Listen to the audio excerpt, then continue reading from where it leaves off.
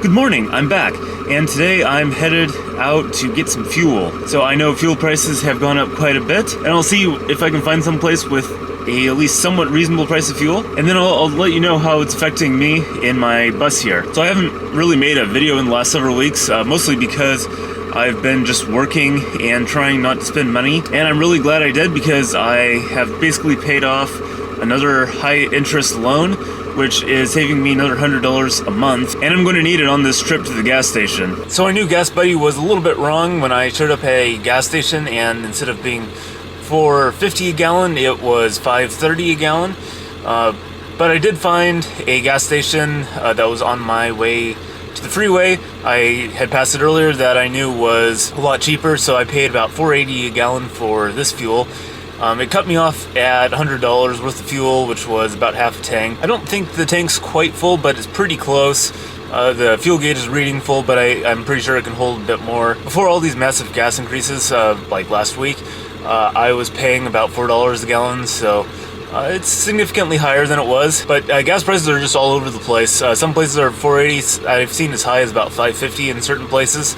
It just depends on where you are, and it just seems like the range of fuel prices is just all over the place, which means that it's probably going to continue going up for a little while.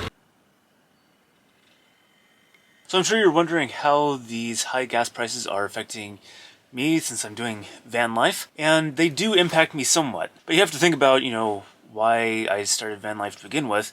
And a lot of that was because rent was so expensive that I didn't have any margin left in my budget basically to do anything, which is how I wound up with all this debt. Despite what you might hear from a lot of financial advisors, I ended up in debt not because I was out there partying all the time or buying lots of avocado toast or anything like that. In fact, I wasn't really having much fun at all. I was just working 24/7 and was barely able to scrape by. So of course, when I had an emergency, I ended up being kind of forced into debt, and that's how I ended up with so much debt. Now, some of my debt is student loans. In fact, the majority of the debt that I have left is student loans, but my student loans aren't too huge compared to everything else. So I moved into the van to get away from paying rent, because rent was just ridiculously expensive. I was looking at my budget, and I had food, my car, all that stuff, and yeah, it cost money, but rent was just astronomical compared to everything else in my budget. I mean, it was just blowing everything else out of the water. So the reason why this matters is I moved into the bus because I needed to reduce my cost of living, so I had a much larger margin.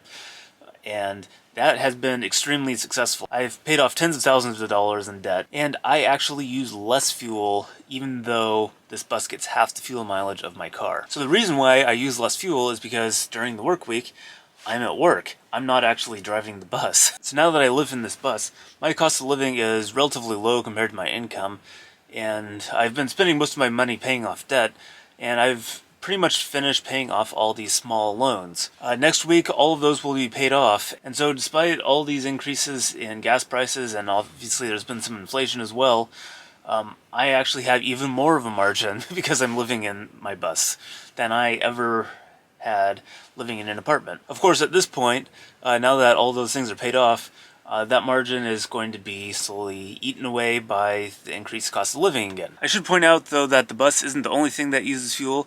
My heater also uses fuel. Things are starting to warm up around here, so I don't consistently turn on my heater anymore. And so I've been going through about 5 gallons of diesel for my heater about every 2 weeks. So it's about 2.5 gallons a week. So it's an expense, but definitely not very much of one. The other thing that uses fuel on this bus is my generator. But fortunately, over the last month, my solar panel has been generating a lot more electricity.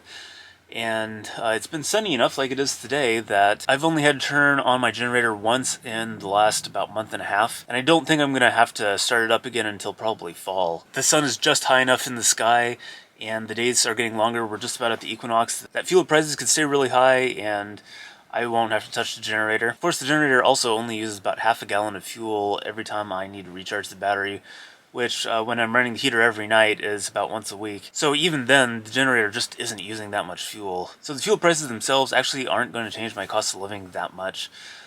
It's going to be a little bit annoying because I think I mentioned it before, but a lot of gas pumps will limit how much fuel you can buy, and it's usually by a dollar amount, so somewhere in the $75 to $100 range, the gas pump will cut you off. And so I might end up having to refuel the bus a little bit more frequently, or go to a commercial vehicle fueling station somewhere, see if I can find one of those that will accept me. But for the foreseeable future, these gas prices aren't really going to affect me directly. So obviously, the gas prices are going to cause some inflation. I don't think there's any way around that. Shipping goods around is just going to be more expensive, and I'm sure that's going to get passed on to us as consumers. But again, I don't really buy that much. It's mostly just food, and food prices could go up fairly substantially before it has any dramatic effect on me, because I just have enough margin in my budget now that I can withstand large price increases without too much trouble. And I think the other important thing that I have to remember as well, because I have almost complete control over my spending and budget, if I need to cut back on expenses, I can. Obviously, there's a certain limit to that, but things get really out of control for a little while, I can cut back, and it's not going to really dramatically impact my life. So of course, fuel prices mostly affect the expense side of my budgeting. The income side of my budgeting is probably not going to be too affected unless people stop ordering stuff from Amazon. The only things I really can't cut back on are basic things like insurance, which doesn't really cost that much for me, and of course loan repayments for my larger loans. So the next loan that I could repay to improve my cash flow a little bit more, at minimum, would take me about a year and a half. If I do absolutely nothing except work and sleep, it would take me about a year and a half at my current job, at my current rate. But fortunately, if I did that, that would free up something like $700 a month, which would be amazing. And if I keep making minimum payments, it'll take me about 4 more years of doing this. And the same with my student loans, which are a little bit lower interest rate. And I haven't really focused too much on them because the payments are low because they're so much longer term. And the interest rates are also fairly low, so I haven't really done much with my student loans yet because I've been focused on all the high interest stuff that scares me the most. And that's been the problem I've been thinking about for the last several weeks. So you may have noticed I haven't posted in several weeks, and part of it I just didn't have that much to film because I was just mostly working and sleeping and not doing much else. And also partly I just haven't really been happy with my situation at the moment. And I've been trying to find ways that I can improve it. So fortunately, at least so far, the increased gas prices and the inflation aren't really going to affect my plans too much as far as I know. And hopefully it stays that way. Hopefully things don't get too crazy expensive here. But if they do, then I'll have other issues anyways. So I basically have two main options which would improve my income and speed up the amount of time it would take me to pay back these loans. So the first option is to change jobs, basically. So I have found opportunities for me to make more money if I change jobs. And I'm not super excited about changing jobs for a variety of reasons, but there would be opportunity for me to make significantly more money, and doing that could help me get to my goals faster. And so that's the first option, basically just changing jobs and doing something just slightly different for more money. This line of work is about as good as any job. I'm not super excited about the delivery job that I'm doing right now. It's fine, and it's paying my bills pretty well, so I can't complain too much, and I work for a good company, so again, I can't really complain that much. But there are potentially better ways for me to get out of debt faster, which would give me a lot more freedom to focus on other things like this YouTube channel. The other option is basically to make minimum payments on my loans, which would then free up my time and money so that I could focus more on this YouTube channel and see if I can continue growing it. And depending on the day, I lean more towards one than the other.